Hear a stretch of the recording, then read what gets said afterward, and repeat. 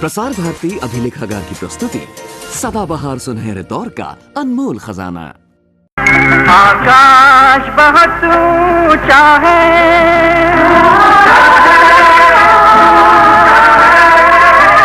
और दूर बहुत है तारे, फिरते हुए सैकड़ों सूरज ब्रह्मांड के ये बंजारे।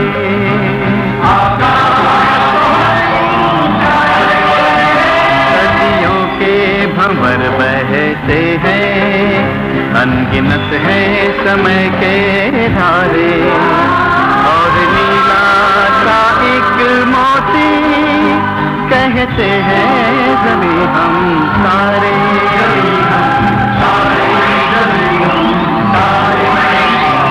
छोटी सी बूंद सी धरती सागर से कहीं गहरी है, आकाश की गंगा में ये बजरे की तरह बहती है। आकाश बहुत ऊंचा है,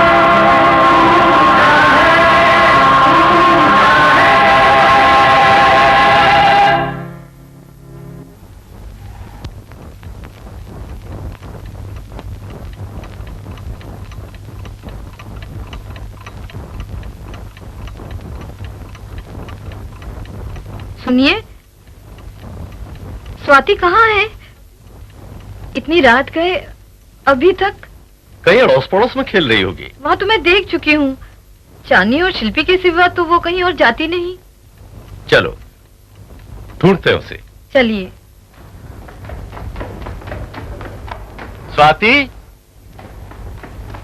स्वाति बेटे। गौरव बेटा, तुमने स्वाति को देखा? नहीं अंकल। तुमने तो नहीं देखा? नहीं आंटी। फिर कहाँ गई? खन्ना आंटी क्या तो नहीं खेल रही? जरा देख कर आना बेटे। अच्छा आंटी, आप क्या स्वाति आई है? नहीं तो क्यों? पता नहीं कहाँ गई। स्वाति बेटे, स्वाति। स्वाति मिली? नहीं। आंटी आंटी, स्वाति तो गुड़िया के घर भी नहीं है, कहीं भी नहीं है। नहीं है? नहीं।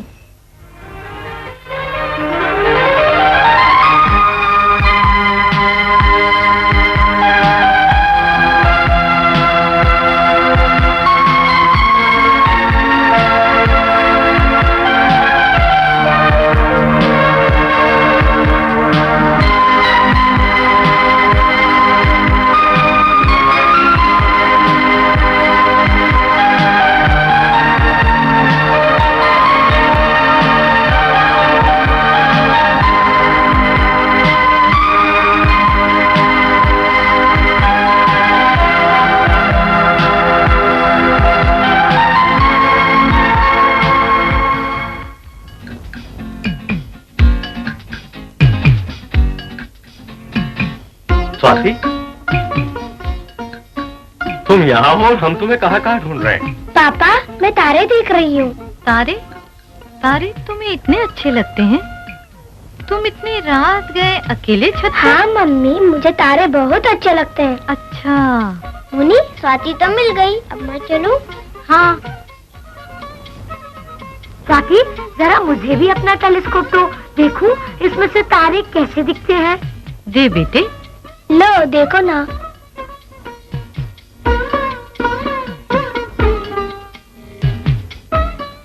आहा, कितना सुंदर, कितना चमकीला है ये तारा।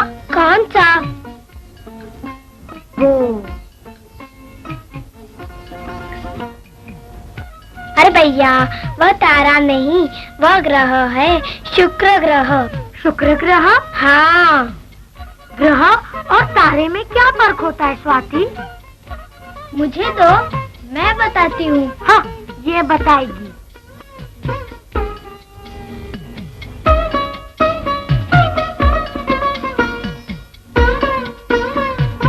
आहा, कितना सुंदर तारा है।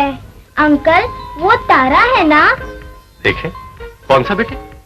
वो वाला।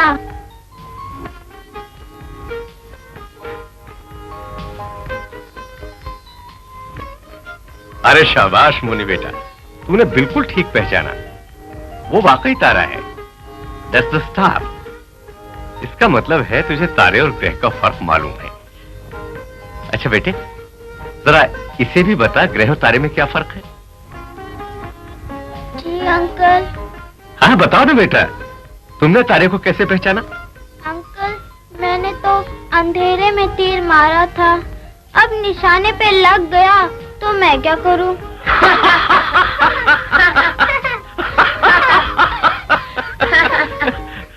नहीं बेटे, देखो साइंस में फेंका फेंकी नहीं चलती।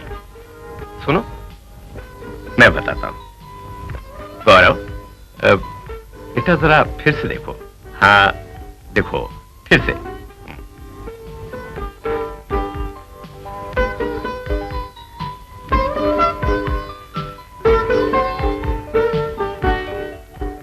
नहीं बेटे, उधर नहीं, जरा इधर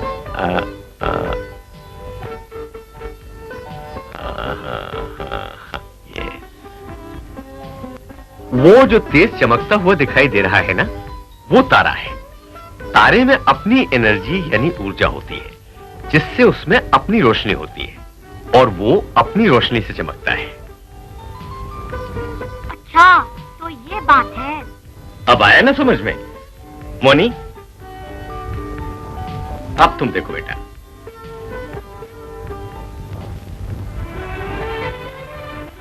नहीं नहीं बेटा, लिटिल हियर, लिटिल थोड़ा नहीं वो जो गुलाबी लाल सा दिखाई दे रहा है ना, लाल सा, हाँ वो ग्रह है। ग्रह में अपनी कोई ऊर्जा नहीं होती, इसलिए उसमें अपनी रोशनी भी नहीं होती। वो तारे की रोशनी से चमकता है। जैसे कि ये मंगल ग्रह असल में सूरज की रोशनी से चमक रहा है, उस पर सूरज की रोशनी पड़ रही है। अच्छा तो ये फर्क है, ग्रह तारे की रोशनी से चमकता है और तारे में अपनी रोशनी होती है, इसीलिए तो उसे टिंकल टिंकल लिटिल स्टार कहते हैं। अच्छा बेटा, इसके अलावा एक और फर्क है ग्रह और तारे में। वो क्या पापा? वो मैं तुम्हें कल बताऊंगा। कल क्यों पापा? आप तो कहते हैं कल करे सो आज कर, आज करे सो आप।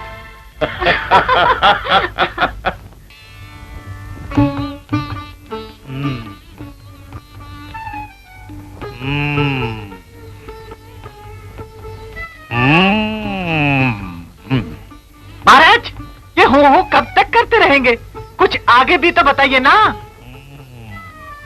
मनमोहन जी, तुम्हारे ग्रह बहुत खराब चल रहे हैं। सोम के घर में मंगल बैठा है, मंगल के घर में राहु, राहु के घर में शनि। सोम के घर में मंगल, मंगल के घर में राहु, राहु के घर में शनि। महाराज ये सब क्या चक्कर है? ये सब ग्रहों के चक्कर हैं बच्चा। महाराज इन ग्रहों के चक्कर में मैं तो हो जाऊंगा घन चक्कर। महाराज एक बात बताइए, ये सारे ग्रह एक दूसरे के घरों में क्यों घुसे हैं? अपने अपने घरों में क्यों नहीं रहते? महाराज कुछ तो बताइए। चलो ना दीदी, अंकल इंतजार कर रहे होंगे। आज वो ग्रह तारे का दूसरा फर्क बताने वाले हैं। चलो ना दीदी चलो। अरे ठहरो ना, ये आदमी भी तो ग्रहों की बात कर रहा है, जरा इसकी भी सुन ले। महाराज मंगल राहु शनि, इन ग्रहों से मुझे बचाइए, इनसे छुटकारा पाने का कोई उपाय तो बताइए। उपाय?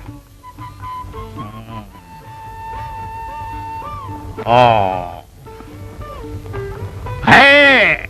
उपाय है तो महाराज शीघ्रता कीजिए ना, इन ग्रहों से मुझे जल्दी से छुटकारा दिलवा दीजिए। तो जेब में हाथ डालकर बतलाओ, कितना धन है? धन? चल गया धन। अरे मेरी जेब में नहीं, अपनी जेब में। अपनी जेब में?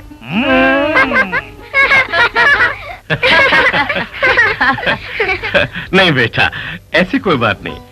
दरअसल ग्रहों में ऐसी कोई ताकत नहीं होती जिसका असर आदमी पर या उसके भाग्य पर पड़ता हो।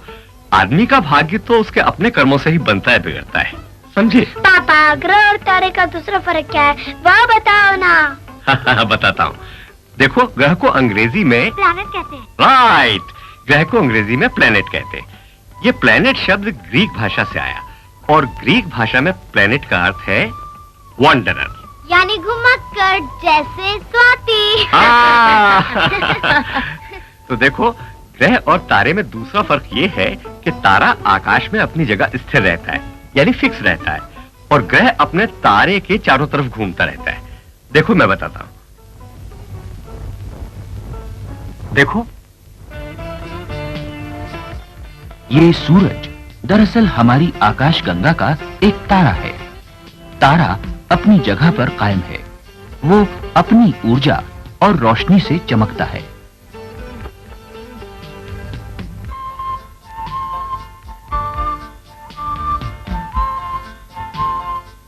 उसके चारों तरफ घूमते हुए पिंड सूरज तारे के ग्रह हैं।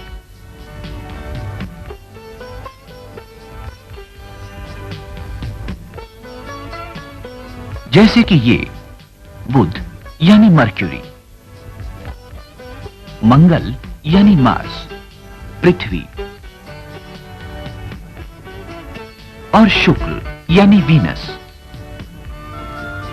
इसके अलावा गुरु, शनि, यूरेनस, नेपच्यून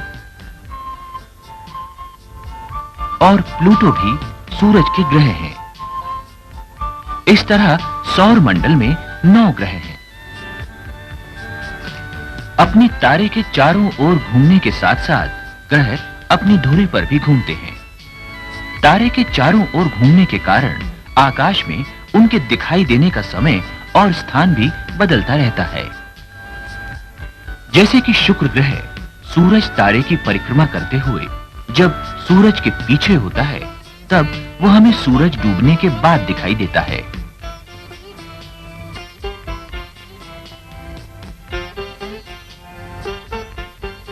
और जब सूरज के आगे होता है, तब सूरज निकलने से पहले तड़के सवेरे दिखाई देता है।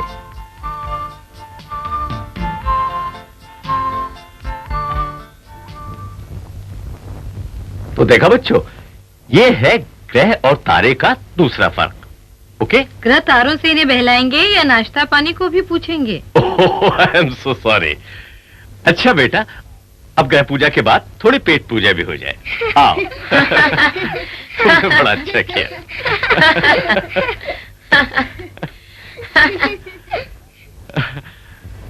अब मैं तुम्हें एक मजेदार बात बताता हूँ।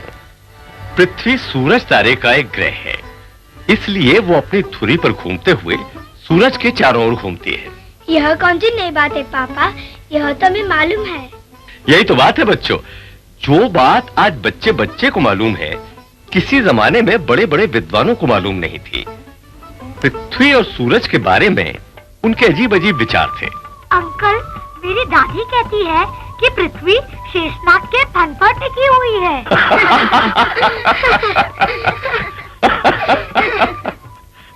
इस तरह कोई 2500 साल पहले यूनान में एक बहुत बड़ा गणितज्ञ और दार्शनिक हुआ था, पाइथागोरस।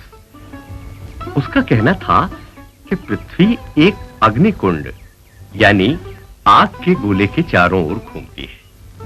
अंकल, वो आग का गोला दिखाई क्यों नहीं देता?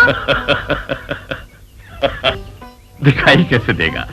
वो तो कभी था ही नहीं और न है। उसके बाद ईसा पूर्व 4वीं सदी में यूनान में ही एक और विद्वान हुआ, अमर दार्शनिक प्लेटो का शिष्य और सम्राट सिकंदर का गुरु, महान दार्शनिक। अच्छा बताओ तो बच्चों, उनका नाम क्या था? मैं बताऊं अंकल? हाँ बेटा, जरूर बताओ, लेकिन अंधेरे में तीर मत चलाना। नहीं अंकल, ये तो मेरी किताब में लिखा है। सिकंदर का गुरु अरस्तु था। हाँ बेटा, बिल्कुल ठीक कहा तुमने, अरस्तु महान। यूनान के विद्वानों, मैं जो कहता हूँ उसे ध्यान से सुनो। मेरे गुरु अरस्तु महान की विचारधारा है कि पृथ्वी ब्रह्मांड का केंद्र है, ब्रह्मांड में अपनी जगह कायम है। सारा ब्रह्मांड पृथ्वी के चारों ओर घूम रहा है। यही वजह है कि चांद, सूरज और तारे पृथ्वी के चारों ओर गोल दायरे में घूमते हुए पूर्व से निकलकर पश्चिम में डूबते और फिर पूर्व में उदय होते हुए दिखाई देते हैं। वाह, विद्वान अरस्तु ने ब्रह्मांड का रहस्य खोल दिया। वाह, सचमुच। और ब्रह्मांड, पृथ्वी और नक्षत्रों की कितनी सही व्याख्या की है। बहुत खूब, बहुत खूब। और क्या सही प्रमाण दिया है। विद्वान अरस्तु की भूकेंद्रीय विचारधारा महान है। महान है, महान है। ये गलत है। ब्रह्मांड पृथ्वी के चारों ओर नहीं घूमता। ग्रह और तारे और सूरज पृथ्वी का चक्कर नहीं लगाते। महाशय, आप कौन हैं? मेरा नाम अरिस्टार्कस है। अरिस्टार्कस महोदय, अरस्तु की विचारधारा अगर गलत है तो सही क्या है, आप बताएंगे? पृथ्वी अपनी धुरी पर घूमती हुई सूरज के चारों ओर घूमती है। तो आपको क्या पृथ्वी घूमती हुई दिखाई देती है?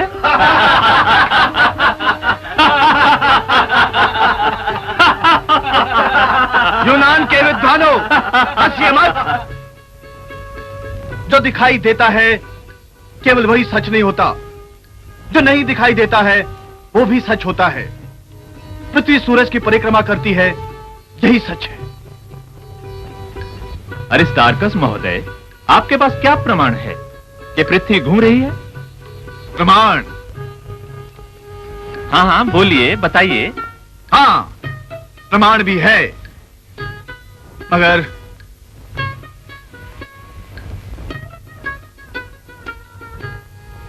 मगर क्या? बोलिए, क्या प्रमाण है, बताइए ना। हाँ हाँ, बोलिए, बताइए। मेरे पास अपने प्रमाण को साबित करने का कोई साधन नहीं है।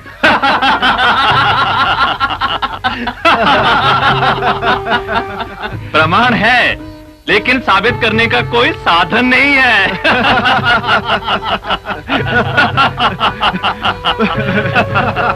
प्रमाण है, लेकिन साधन नहीं है।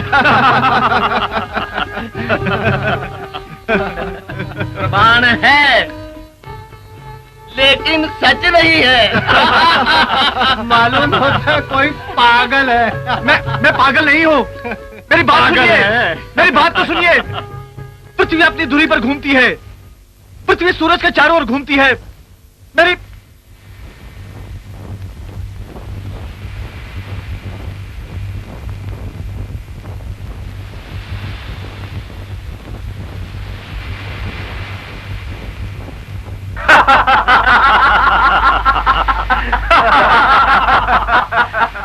प्रमाण है, लेकिन साबित करने का कोई साधन नहीं है।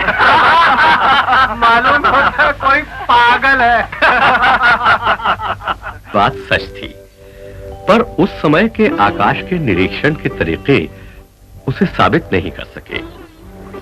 लिहाजा अरस्तु की भूकेंद्रीय विचारधारा, यानी सारा ब्रह्मांड अचल पृथ्वी के चारों ओर घूमता है, यही विचारधारा सच और सही मानी गई और यूनान से अरब तक फैल गई। इसी तरह हमारे देश में भी 5वीं सदी में एक विद्वान और दार्शनिक हुए थे, जिनका नाम था आर्यभट्ट। उन्होंने कहा था, अनुलोम गतिर्नस्थः पश्यत्यचलम विलोम यद्वत् अचलानि भानि तद्वत् संपश्चिम गानिलं काया। पापा, इसका मतलब क्या है? वो देखो बेटा, उस किनारे की तरफ क्या दिखाई देता है? झाड़, पेड़, ट्रीज। और कुछ नहीं? ऐसा नहीं लगता कि पेड़ पीछे की तरफ जा रहे हैं? हाँ अंकल, पेड़ पीछे की तरफ जाते हुए दिखाई दे रहे हैं। पापा, ट्रेन की खिड़की से भी ऐसे ही नजर आता है ना? जब ट्रेन आगे जाती है तो पेड़ पीछे भागते हुए दिखाई देते हैं। हाँ, तो आर्यभट्ट के श्लोक का अर्थ भी यही है। जिस तरह नाव से जाने वाले को नदी किनारे के पेड़ वगैरह उल्टी दिशा को जाते हुए दिखाई देते हैं, उसी तरह पृथ्वी के अपनी धुरी पर पश्चिम से पूर्व की ओर घूमने के कारण सूरज, चांद और तारे पूर्व से पश्चिम की ओर चलते हुए दिखाई देते हैं। मगर लोगों को आर्यभट्ट की बातों पर विश्वास नहीं आया। पृथ्वी भला कैसे घूम सकती है? कुछ लोगों ने पूछा, पृथ्वी घूमती है तो सुबह अपने घोंसलों से निकलने वाले पक्षी शाम को घोंसलों में कैसे लौटते हैं? कुछ बोले, आर्यभट्ट के श्लोक का अर्थ वो नहीं जो समझ में आता है, बल्कि कुछ और ही है जो समझ में नहीं आता। और कुछ लोगों ने कहा कि आर्यभट्टी नामक पुस्तक में लिखा ये श्लोक आर्यभट्ट का नहीं है, बल्कि किसी और ने बाद में जोड़ दिया है। जो भी हो, इस तरह जो सच था वो झूठ माना गया और झूठ सच बनकर सदियों तक चलता रहा। आओ बच्चों, चलें।